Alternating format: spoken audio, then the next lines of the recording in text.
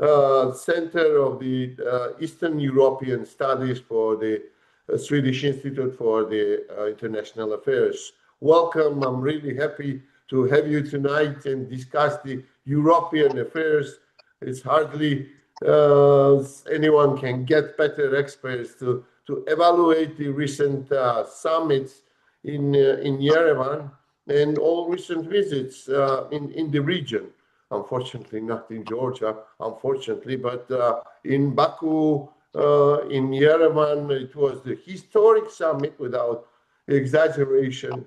And we can talk about the benefits for Prime Minister Pashinyan, for Armenia, for South Caucasus in general. And I would like to hear from you the view about the European move in South Caucasus. Is it a declaration that European Union and European continent is acting like a real geopolitical player and is joining the competition between the Russia, China, and the United States? So let's start with the evaluation of the Yerevan historic summits, and then continue with the European prospects. So Tornike, please. Oh, thank you, Alex, for the invitation. Yes, indeed, it was a historic summit. Never this number of European and world leaders, because there was also a Canadian Prime Minister who attended this summit, have been gathered in Yerevan. And there were two summits. There was this European Political Community Summit, and then the next day, EU-Armenia Summit, plus several high-level meetings with the Prime Minister Pashinyan, the President Macron, the Prime Minister Starmer, etc., etc.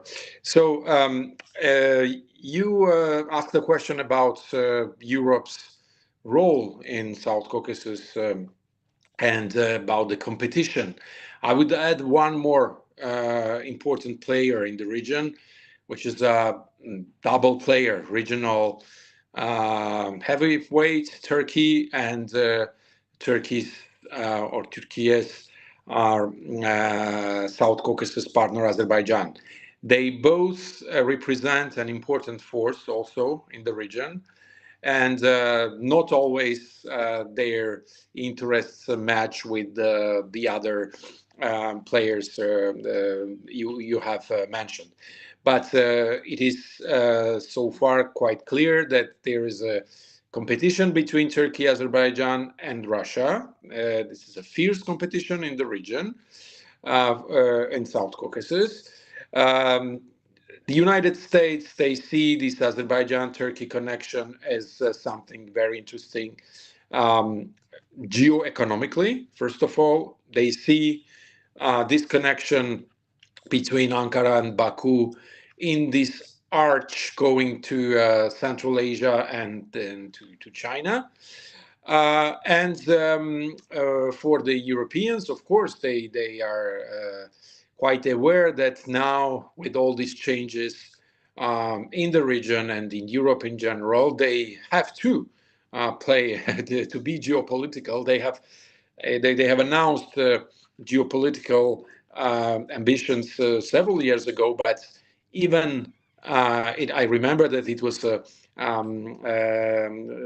Borrell who first said that the commission he was part of, he said this will be a geopolitical commission. Even since these times, the things became really different and moving really fastly. So European Union, in order to survive, they have to be geopolitical. So one of the major scenes where they have to deploy their interests and their power is South Caucasus, together with Ukraine, of course. Ukraine is number one, then South Caucasus. And of course, it's a pity that Georgia is not part of this all these processes. Looks like quite isolated, even if there are some attempts from different actors to involve somehow Georgia. But for the Europeans, Armenia appears now as a major partner in the region, because this is the only country whose government clearly states that they want to be part of Europe, to get integration with Europe. It will depend when they, or if they become the member of the European Union, but they clearly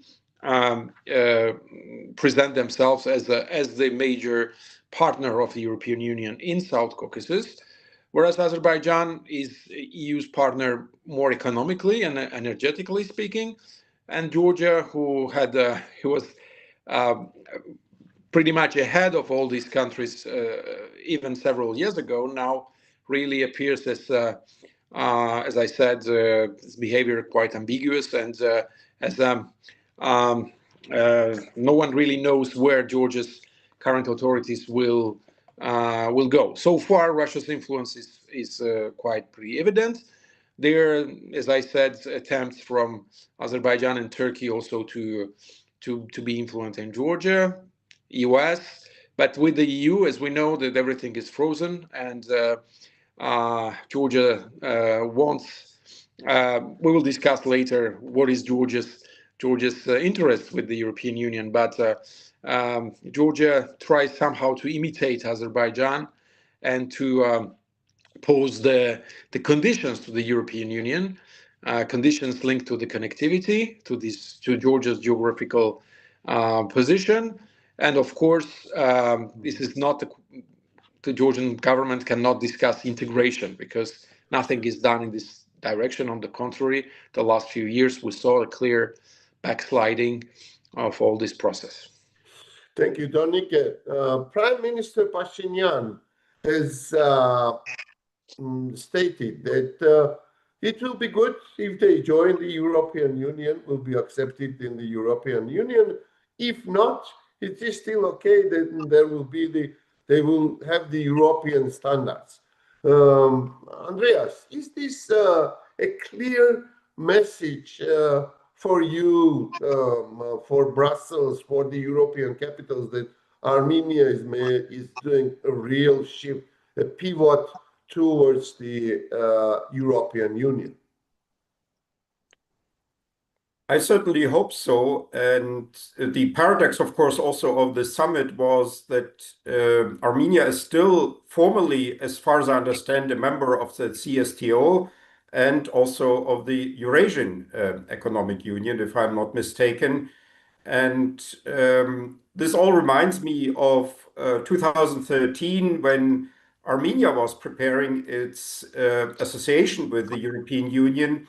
And my late colleague, Irina Solonenko, was then conducting a project called the Eastern Partnership Integration Index, where she was then measuring the approximation of various countries of the Eastern Partnership region to the European Union. And Armenia was actually doing quite well in these years, a long time ago. And then there was this fateful meeting between Putin and Sarkisyan, out of which then Sarkisyan came and practically said that, Armenia would stop and the European integration process and instead become a member of the Eurasian Economic Union, which was then a sad moment. And by the way, I think this whole development in Armenia is, I think, also very important for adequately assessing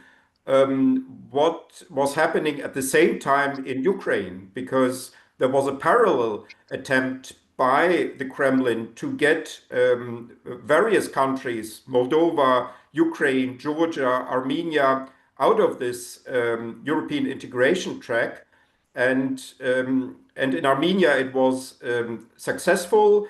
And in the other three countries back then, it was unsuccessful. And then this all led to the Euromaidan, of course, and then to the annexation of Crimea and so on. So this is all, I think this Armenian story from this time is also very important to understand Russian foreign policy in its so-called near abroad. To add something maybe also to Tornike's mentioning here of this Baku Ankara axis. I'm not an expert on this, but I have a colleague, Johan Engvall, who used to be at the Stockholm Center for Eastern European Studies, is now at FOI, at the Swedish Defense Research Agency, and he had an article in the National Interest a year or a couple of years ago, where he was arguing that the EU should actually support Turkey in its outreach into the Caucasus and into the Central Asian region out of geopolitical calculation. Obviously, the domestic political situation in all of these countries, Turkey, Azerbaijan, the Central Asian countries, is not something that the EU would naturally support. But out of geopolitical calculation, that was Johan Engvall's argument in this article in the National Interest, it would be useful for the EU actually to support Ankara in its ambitions in the Southern Caucasus and Central Asia. I wonder also what Tornike has, or what you, Alex, have to say on this. I found that back then a rather interesting and unorthodox approach. But as far as I know, the EU has not changed or has not actually followed Johan Engvall's advice from back then. Thank you, Andreas. Of course, we will let Tornike to express his position on that. But I have also another question related to the Russia's reaction on Zelensky's meeting with Prime Minister Pashinyan. A week before, President Zelensky was in Baku, and the Russians' reaction was rather calm, let's say, and not that harsh as it was in case of Armenia. Is Russia still believing that Armenia is its backyard, and is now concerned that it can slip away from its control? I mean, I can only speculate what's happening there in Moscow, how people think. I also can imagine that different people in the Kremlin think differently about that. But it's of course odd that there is now Zelensky in Armenia.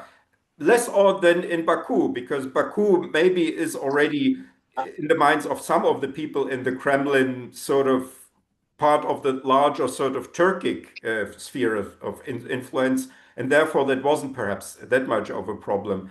But Armenia clearly is sort of in Moscow often regarded just a Russian backyard, and that Zelensky now is there, and he's also in Baku, and Putin should be, in both of these countries and not Zelensky. But indeed, I can imagine that people are frustrated by this. But I haven't been to Russia for a long time, so I feel actually not entirely competent anymore to speculate on what people thinking there.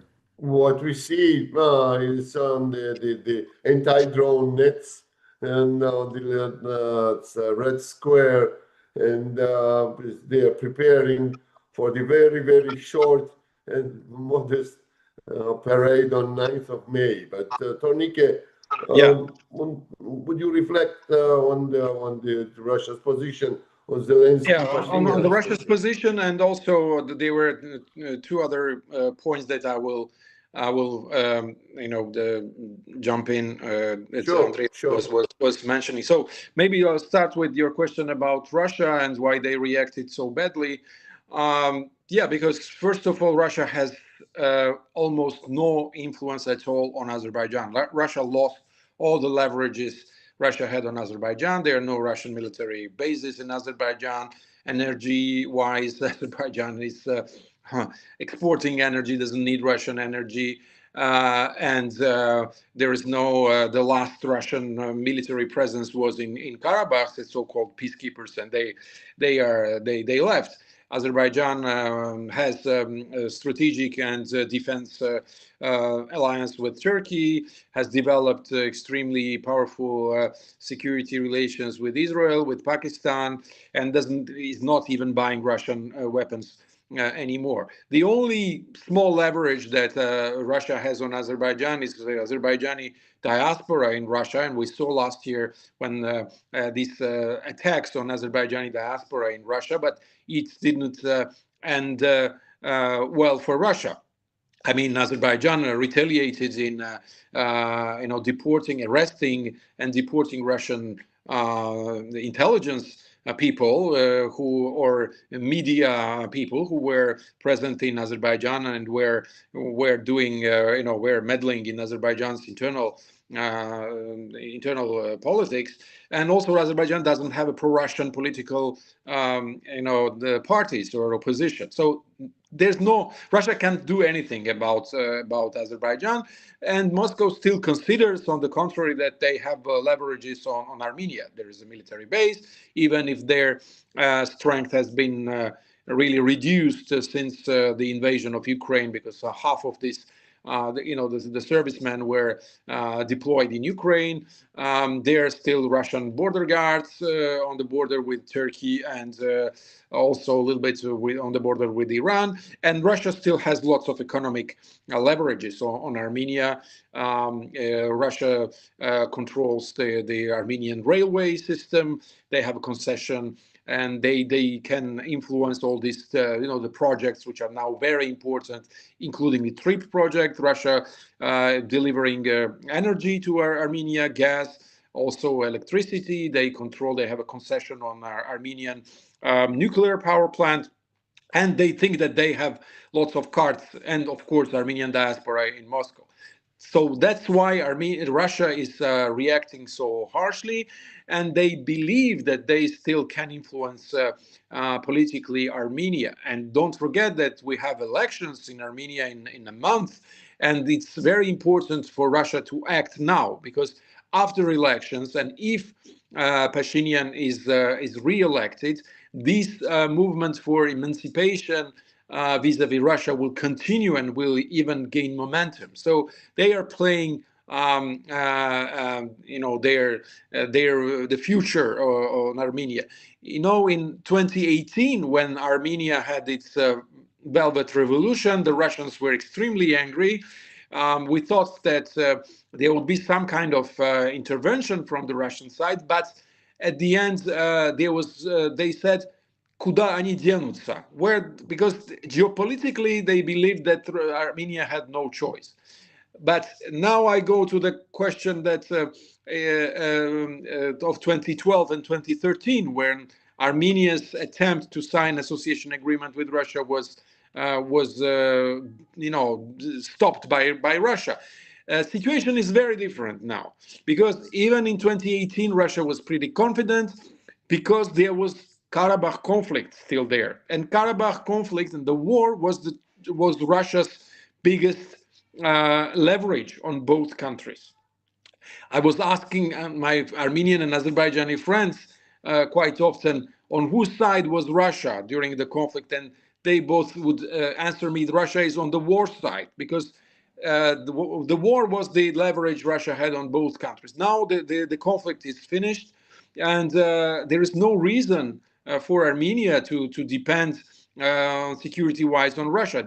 Of course, they feel betrayed because of Russia's passivity during the conflict. They were considered as Russia's historical ally, and Russia didn't move at all. So now Armenia is moving, far from Russia, and the Russia's leverages are much less. That's why Pashinyan feels so confident now, much more confident than in 2012 and 2013, Sarkisyan, or when himself, Pashinyan, was feeling in 2020, 2021, after the first defeat in Karabakh, when he was extremely contested internally, and he survived in these elections in 2021. Now he is much more confident, and we see all these, self-confident every day. I mean, organizing this summit in Armenia, meeting with Zelensky, and even in his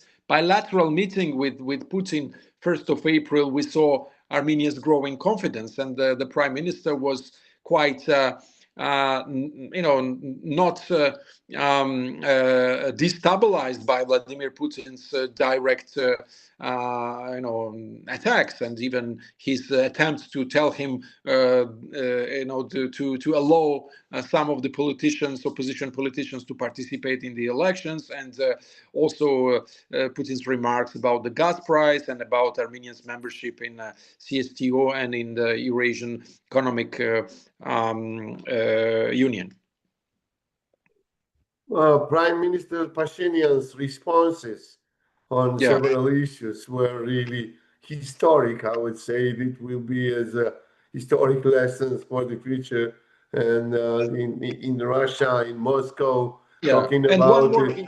One more argument also for in favor of Pashinyan and his self-confidence. It's Ukraine also. I mean, there was no Ukraine war years ago, and Russia was not as weak now because of the war in Ukraine. Sorry, Alex, I interrupted. Yeah. I also want to recall the 2013 informal ministerial meeting in Yerevan, just a few days after then President Sarkisyan made a statement from Moscow. It was a really dramatic meeting with the Euro commissioners and the European delegation and the members of the Eastern Partnership countries. And I recall the dramatic faces of the Armenian representatives of the foreign ministry, who have worked so hard, who have worked so much. But now, hopefully, it will be point of non-return for Armenia to go straight forward towards the integration with the European Union. But I think we could move now a little bit to the European ambitions, geopolitical ambitions. First, the Chancellor Merz was missing the summit. Like President Macron was a real rock star in Yerevan, and he visited Gyumri, where is the Russian military base, and he addressed the Armenian people. He did a great job, really, for Nikol Pashinyan. He campaigned for Nikol Pashinyan, we could say so. So Germany's ambitions to become the strongest European army, to have the strongest European army, and leading the European Union again as a power. Is it scrambling somehow, or it's just some obstacles there? If that's a question to me, yeah? Yes, Andreas. Merz has been already criticized here in the expert community. I'm currently in Berlin for not going to Yerevan, and I'm not sure why this happened, but I wouldn't overinterpret that. It may have been just some concern about, let's say, domestic affairs. I think one of the general problems that Merz had so far in his chancellery, in his period as chancellor, is that people in Germany see him as too much engaged in international affairs and not taking enough care of domestic affairs, of economic, social affairs. And maybe that was one of the reasons why he didn't go there. As you may know, the Christian Democrats are doing not very well currently in opinion polls. The far-right Alternative for Germany is now on the top. They still have only a quarter of the electorate, and they are not able to form a government because in any future elections, because so far there's no coalition partner for them, so they are excluded from government.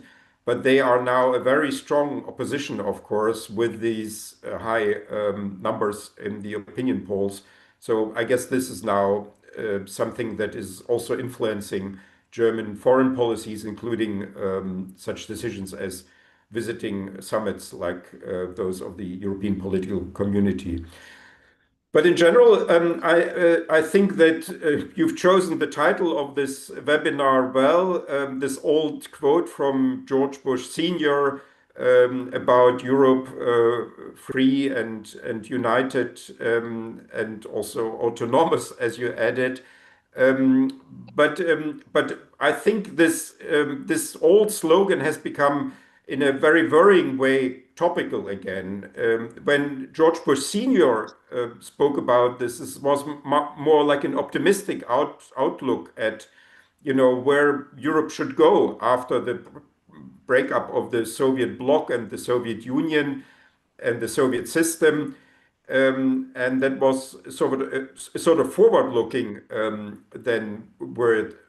But nowadays, of course, this slogan is much more about preserving Europe and the European project, the European Union, European unity, and just European security, which is now very much under question. And Europe is now under attack. The European project is under attack from various sides, from Russia, from a part of the White House, a part of the American political elite, from the side of China, and above all, I would say, from internal forces that are in one way or another against the European project, or they have other European projects that are very different from the European Union. Let's remember that the German fascists, the SS, had also a European project. There was already during World War II a Euro-fascist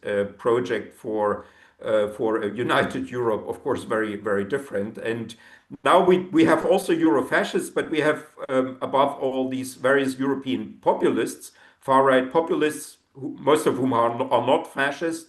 And they are questioning the European project, and they have already led the United Kingdom out of the European Union with negative consequences for the British industry, science, trade, social security, and so on. And there may be other such forces also coming up in the future. Fortunately, Orban is now out, but we are seeing already that in other countries these forces are coming up, and they are in one way or another undermining the European project. And clearly, the European Union is not ready for that. The security issue was always something associated with NATO, basically with the protection of Europe by the United States. That is now over, at least for the conventional side of security, and we are not even sure whether the nuclear umbrella is still there, the American nuclear umbrella over the European partners in NATO. And now the European Union really has to change, and Europe as a whole, including countries like Ukraine, Norway, Great Britain, have to change in order to not just make Europe whole and free, like George Bush said, but to make Europe survive as a united civilization and as a united political economic bloc. And but I can go more into this. I don't want to take up now too much time. So maybe Tornike can also comment. Tornike, so last part of our today's webinar headline is this Europe whole, free and autonomous. Is it mission impossible?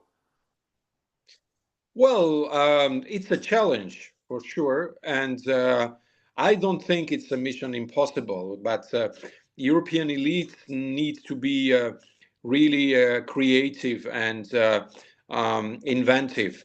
It cannot go like this. This is evident now. Europe for a long time was relying on some, some basics that are not anymore present. I mean, American military support and Russian cheap energy. This is over.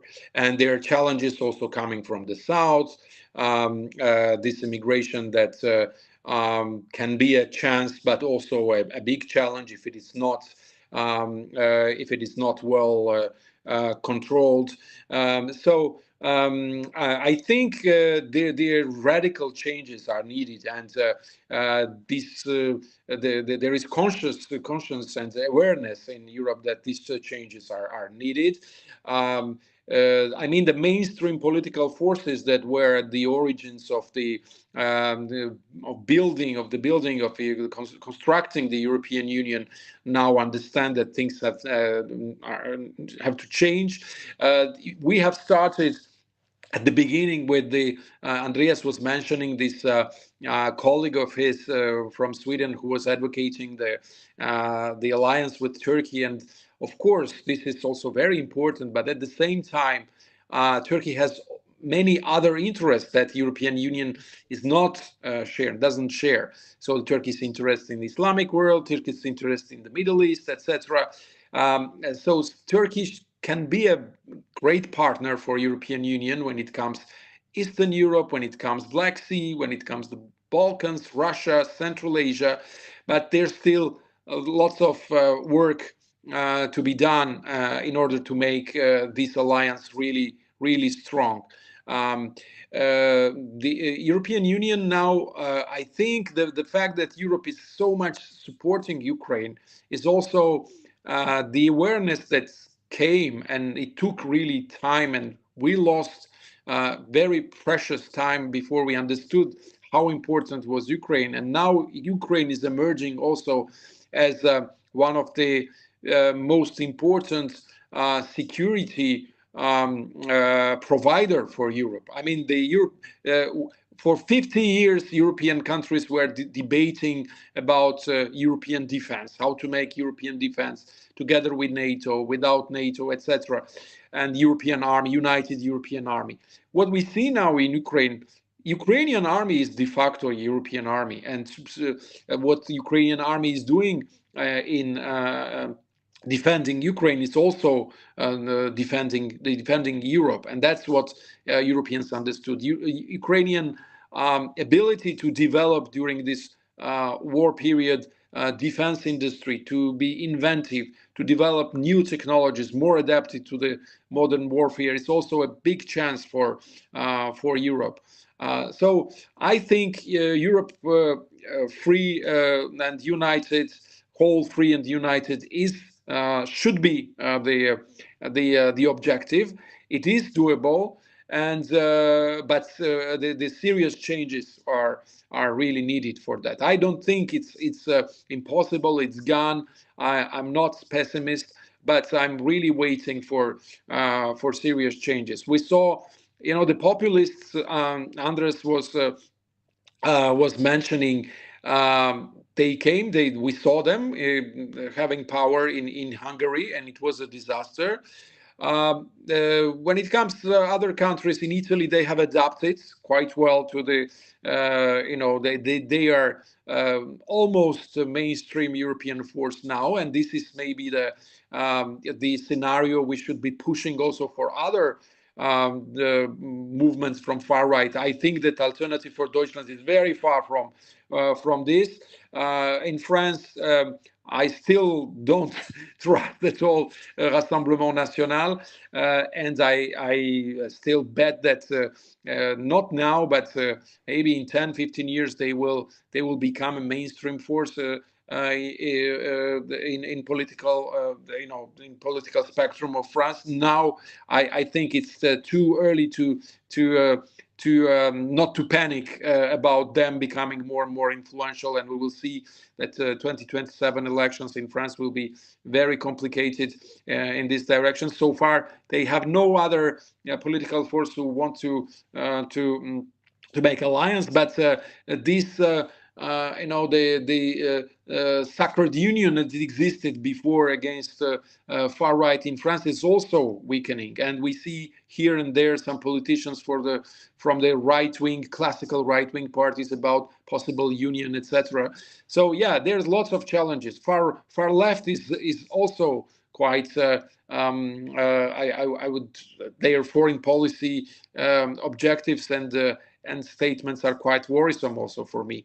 But I still believe that we don't have much time, but we still have energy and possibilities to save Europe as a political construct, not only economic construct, and Europe emerging as a new important pole in world's geopolitics, especially seeing that the behavior of the current American administration. This can change also, but there's some things that will never come back. I mean, America and Europe will, and I hope they will still be allies in the coming years, but it will not be the same type of alliance as it was after during the Cold War, or even after the collapse of the Soviet Union. Yes, Andreas, you wanted to add? Yeah, maybe just to follow Tornike and also connect the two topics we had. There is now this proposal by Andrius Kubilius, the EU Commissioner for Defense and Space, to create a new organization, a European Defense Union, that would include not only willing EU countries, but also non-EU countries and even non-NATO countries. So non-EU countries, United Kingdom and Norway, and a non-NATO country in this European Defense Union could be Ukraine.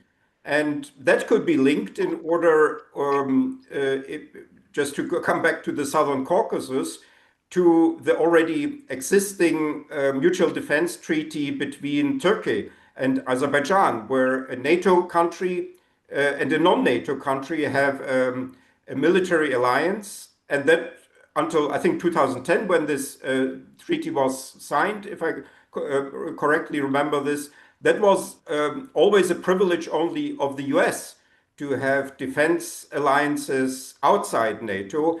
And Turkey broke this ice, so to say, with this alliance with Azerbaijan. And probably you would know that better. The Turkish assistance for Azerbaijan in the Karabakh wars was important, if not decisive. And now we have this proposal by Kubilius for creating a sort of a trans-European defense union that would also include non-EU and non-NATO members. And this alliance between Turkey and Azerbaijan could be here in a certain way a model. And that would be, of course, not only very important for Ukraine, such a defense union, but it would also solve the security issue to a certain degree for Europe by creating something in addition or even as an alternative to NATO that would not replace NATO. It would be clearly a weaker union, but it would still be a very powerful union if it would include, let's say, two nuclear weapon states, Great Britain and France, and then also countries within the EU, but also Ukraine and Norway. So how accurate is the statements of US administration's high officials when they are saying that Europeans are just making nice statements, having the nice gatherings, summits, but are not doing the real things and not making real decisions? So Euro Commissioner Kubilius's initiative is very important. President Zelensky also initiated involving Turkey, Norway, UK, and Ukraine itself. So and about Ukraine as well. We see that as President Stubb has mentioned just recently that it's the Europeans were all the time talking about what can Europe do for Ukraine. Now they could think they should think what can Ukraine do for Europe. Do you think that the chances to accelerated integration of Ukraine in the European Union are increasing? I mean, I can say something, but yeah, go ahead, please. Yeah, I mean, the situation has clearly changed, and now at least politicians and diplomats and experts in the EU see Ukraine more and more as an asset for the European Union and not as a burden, as it was previously perceived, because the security situation has changed, because not only Russia has become so aggressive, but also because the Americans are suddenly unreliable, or it's not clear what will happen there, very unpredictable. And there's Ukraine with the strongest army in Europe, maybe stronger even in certain ways, in qualitative ways than the Russian army. And therefore now Ukraine really represents an asset, and we see that already in the current help that Ukraine is providing for the countries of the Persian Gulf. It's still, I think, difficult for Ukraine to enter these Western organizations.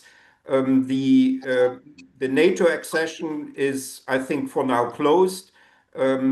There would have to be a new president, a very different president in the US for this to happen. And the EU accession is a challenge in two ways. It's a very bureaucratic and administratively complicated and long process, and there's no quick entry for Ukraine. And there's now a big discussion in the EU about whether to provide some sort of intermediate stage here, something completely new for Ukraine, some sort of associate membership or reverse accession or something like that. But that will be clearly not full membership. This process of the implementation of the acquis communautaire will take time. But there's also another challenge for Ukraine to enter the European Union. I think it can only happen once Ukraine has, in one way or another, resolved its security situation. I fear that even if Ukraine implements all the 35 chapters of the accession and gets a good evaluation from the European Commission, it may still not enter the European Union if it has not, in one way or another, solved the security issue, because there will be then countries that will not be ready to take Ukraine in, and thereby to become exposed to a war with Russia through the famous Article 42.7, if I correctly remember, that the mutual aid obligation that also the member countries of the EU have towards each other. And Macron has just mentioned that actually this obligation is more strongly formulated than the NATO obligation in Article 5 of the Washington Treaty. And perhaps this idea of Kubilius to create a new organization that would be related to the EU but would not be an EU part, it would go beyond the European Union, that could perhaps, together with security guarantees, together with many other projects, then provide a security situation for Ukraine that would then allow the European Union and each country of the European Union to be ready to take Ukraine in. So I think these are the two challenges: the administrative one of implementation of the acquis communautaire, which is mainly a Ukrainian domestic issue, actually. Ukraine needs help to do that, but the main responsibility here is with the Ukrainian parliament and Ukrainian government. And there is the security issue, which has to be in one way or another resolved. The best way would be obviously NATO accession before EU accession. But if that is not possible, maybe this European Defense Union could then do the trick and then allow the EU to take in a reformed Ukraine that has implemented the acquis communautaire into the Union. Tornike, what's your view? I agree on everything that Andreas said. I would just add very shortly a few points. First, it was exactly what I was saying at the beginning. It's about this inventivity and about this creativity that is needed. Of course, European Union. It's maybe the strongest interstate union that has ever existed in world's recent history, but it's the things globally are really changing. So the European Union exists for 70 years, NATO even more, almost 80 years. So these alliances should be reformed, and should be reformed dramatically in order to survive in this really changing world. And one of the inventions on one of the solutions is what was proposed by Kubilius. When it comes to Ukraine's membership, yes, this territorial issue is very important, but we have Cyprus precedent. Even if Turkey has never been as aggressive as Russia towards other members of the European Union. I mean, Russia is not threatening only Ukraine, but is threatening EU member states, the Baltic states, Poland, Scandinavian states, and even beyond. So, which was not the case, of course, of Turkey in the 70s, when or even up to that. On the contrary, Turkey was aspiring to become EU member itself. It didn't work, but it's another story. But Russia, of course, is considering Europe as a challenge and as an enemy now, quite openly. This is the difference. But there's also another difficulty when it comes to membership. It's not only about implementation, but also public opinions in the member states. And unfortunately, they are not ready today to accept a new country of 40 or something million with lower economic development so far, war-torn country that will need billions and billions to recover European money. But this is the job of the politicians, and it depends on their courage and their ability to support this and to explain to the population. But on the contrary, so far, the populists are leading on this issue, and the mainstream political forces are trying to justify, and sometimes they are quite uncomfortable in justifying their support for Ukraine. It should be reversed, otherwise it cannot work. My very last question, it's very good you mentioned, Tornike, that Russia is threatening the EU member states, Central European and others. But last several months, we are following the statements from all sides, I mean, from both sides. Russian ambassador to Berlin, as I saw today, his statement that Germany is preparing for the war with Russia. The European countries' intelligence services community reports are saying that Russia is preparing to attack one of the European Union member states. How close we are to that danger, to that threat?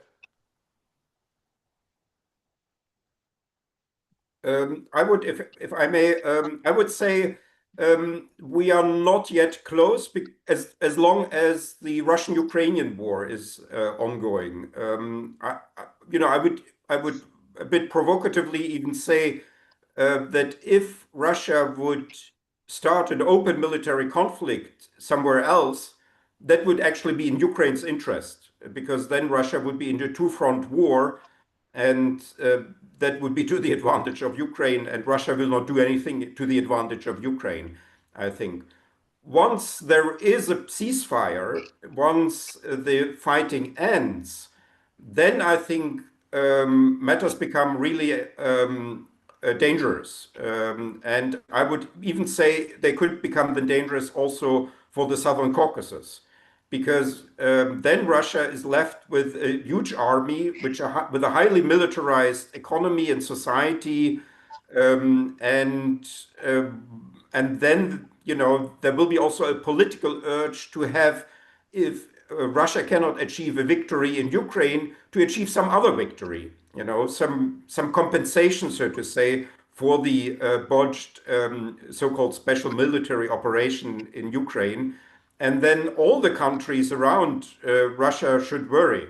The Southern Caucasian countries, the Central Asian countries, and also the Baltic republics, they are often mentioned. And for that occasion, of course, then this would mean if something happens in the Baltic region, that would mean then actually the triggering of Article 5 of NATO, of Article 42.7 of the European Union Treaty, and that would then lead to a war between the West and Russia. And that could happen, but my feeling is actually, as we are here sitting, in a meeting related to the Caucasus, I think actually the risk may be higher for the Southern Caucasus, because the stakes will be lower for Russia there. Although there is, as I mentioned, this, and of course, this mutual aid pact between Turkey and Azerbaijan, but I think the people in Moscow will then simply be looking at the map and wondering where could we send our soldiers now, because we cannot take them back into our society and then have all the problems with them. We need another war, and where could we win easily a war? And then this will be dangerous for many countries. Do you agree, Tornike, with this assumption of Andreas? Yes, partially.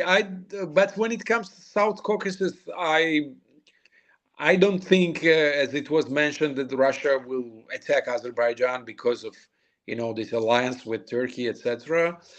Russia doesn't need to attack Georgia because the current government is not really a problem for Russia. What they would achieve in attacking Georgia, I don't see, and why they would do it. Yes, there are more risks maybe. If I was Kazakhstan, yes, I would be worried, because there's also a huge Russian minority in northern and northeastern Kazakhstan that Russia can use as a pretext. And there are also many statements from the Russian politicians saying that Kazakhstan is an artificial country, and only the very slim line in the south of Kazakhstan is really Kazakh, and all the rest was given by Russia. Yeah, that could be a problem. But as Andreas said something provocative, I could add another provocative thing. If Russia had attacked not Ukraine, but another, even a NATO member state, one of the Baltic states, before attacking Ukraine, we would have had another image, another Europe now. Russia made a mistake in attacking Ukraine, based, of course, with Vladimir Putin's personal obsession with Ukraine, and that his passion maybe for identity issues, and thinking like some of the extremely conservative Russian nationalists, that Ukraine is part of Ukrainian nation, doesn't exist, and it's part of Russia, and that's why they attacked Ukraine first. And also they thought that at least a significant part of Ukrainians were sharing the same vision of the belonging to the same identity as the Russians, and that was a fatal mistake for Putin. Not only Ukrainians don't consider themselves as being Russians, even Russian-speaking Ukrainians, but also they appear to be extremely resistant, and militarily speaking, they really not only they resisted, but they are now causing extremely serious problems to the Russian military. If they had attacked one of the Baltic states, or another European state, I can't even imagine what would be a result. And with the current, if there was another American administration years ago when Russia attacked Ukraine, they would have considered another option probably. So yeah, I think if we want to be safe when it comes Russia's future plans, we need to, first of all, help Ukraine to defeat Russia, not to conclude some kind of, peace that will leave Russia strong enough to deploy its forces somewhere else. Because as Andreas said, Russia needs war for this Russian society to keep them together, but also economically. Russia has completely changed its economic model now, and this economy works only as a war economy. And if we want to avoid this, we need really Russia's serious defeat in this war, and we need much stronger Europe and guarantees to Russian neighbors that in case of attack they will be protected. Thank you, Tornike. Thank you, Andreas. I think more and more people are starting believing that Ukraine can defeat Russia, and Russia's economy is deteriorating dramatically since the beginning of 2026. And even Russian economists, Russian Z bloggers, Russian propagandists are complaining about the failures on the front line and the difficulties in the economy. But absolutely agree with you that Europe has to do first much more to help Ukraine to defeat Russia and force Putin to sit down at the negotiations table. And second, to help with the enlargement and accession of the countries which are willing to join the European Union. Thank you very much. I appreciate your very insightful and thought-provoking